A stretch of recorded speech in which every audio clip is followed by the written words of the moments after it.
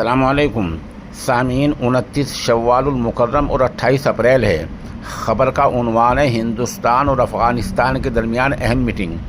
आपको पता ही है कि आजकल हिंद व पाक के दरमियान कशीदगी, तनाव, तनाज़ुआ चल रहा है और हिंदुस्तान और पाकिस्तान दोनों मुल्क के दरमियान काफ़ी फासला बढ़ता जा रहा है। एक दूसरे पर पाबंदी लगाने का सिलसिला जारी है। इस दरमियान हिंदुस्तान और अफ़गानिस्तान के दरमियान अहम मीटिंग हुई है। ये मीटिंग अफ़गानिस्तान में हुई और उसकी तस्दीक बाज़ाब्ता अफ़गानिस्तान सरकार ने की है। बताया जा रहा है कि इस मीटिंग में दो तरफ़ा सरमायाकारी और सिक्योरिटी पर बातचीत हुई है। अफ़गानिस्तान के तर्जुमान ने यह कहा है कि ये बेहतर मौका है कि हिंदुस्तान के जो सरमायाकार हैं, जो मालदार पूंजीपति हैं, वो अफ़गानिस्तान में आकर सरमायाकारी करें।